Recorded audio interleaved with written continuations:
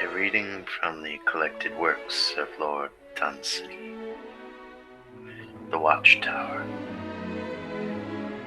I sat one April in Provence, on a small hill above an ancient town that Goth and Vandal as yet had forborne to bring up to date. On the hill was an old worn castle with a watchtower, and a well with narrow steps and water still in it. The watchtower, staring south with neglected windows, faced a broad valley full of the pleasant twilight and the hum of evening things. It saw the fires of wanderers blink from the hills. Beyond them, the long forest black with pines. One star appearing, and darkness settling slowly down on the bed. Sitting there, listening to the green frogs croaking, hearing far voices clearly, but all transmuted by evening, watching the windows in the little town glimmering one by one, and seeing the gloaming dwindling solemnly into night.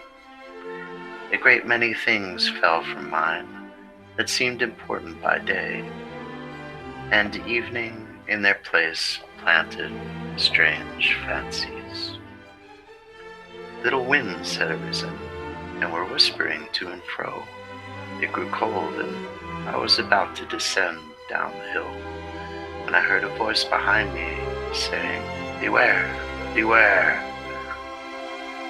So much the voice appeared a part of the evening that I did not turn around at first.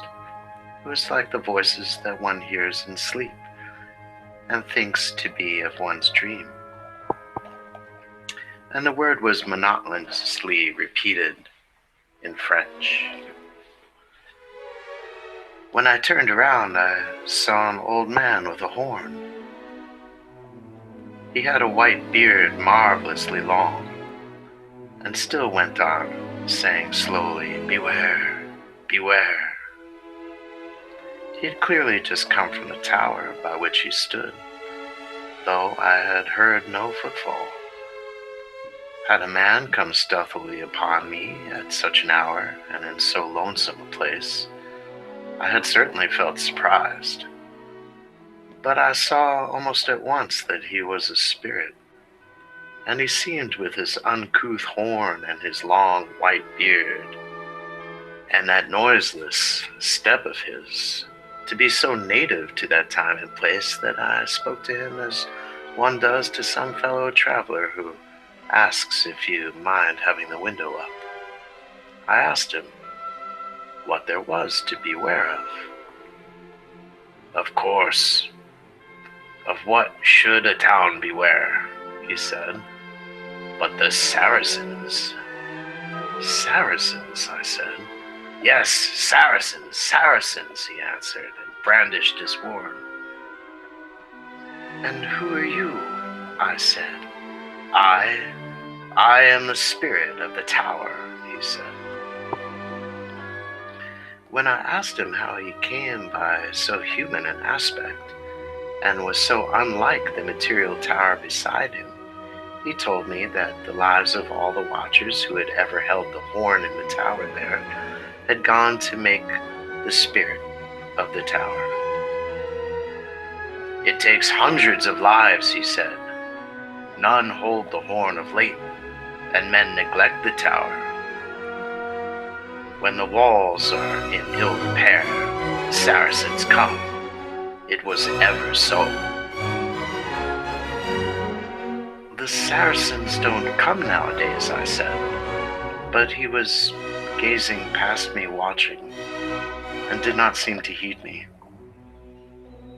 "They will run down those hills," he said, pointing away to the south, "out of the woods about nightfall, and I shall blow my horn. The people will all come up from the town to the tower again, but the loopholes are in very ill repair. We never hear of Saracens now, I said. Hear of Saracens? The old spirit said. Hear of the Saracens? They slip one evening out of that forest in the long white robes that they wear, and I blow my horn.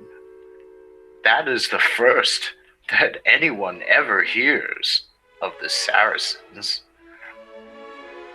I mean, I said, that they never come at all. They cannot come, and men fear other things.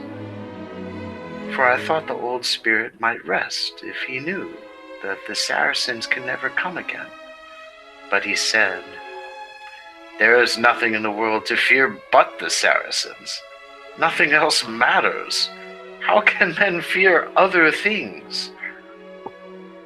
Then I explained so that he might have rest, and I told him how all Europe, and in particular France, had terrible engines of war, both on land and sea, and how the Saracens had not these terrible engines either on land or sea, and so could by no means cross the Mediterranean or escape destruction on the shore, though they should come there. I alluded to the European railways that could move armies night and day faster than horses could gallop. And when as well as I could I had explained it all, he answered, in time, all these things pass away, and then there will still be Saracens. And then I said, there has not been a Saracen either in France or Spain for over 400 years. And he said, the Saracens, you do not know their cunning. That was ever the way of the Saracens. They do not come for a while. No, not they, for a long while. And then one day, they come. And peering southwards, but not seeing clearly because of the rising mist, he silently moved to his tower and up its broken steps.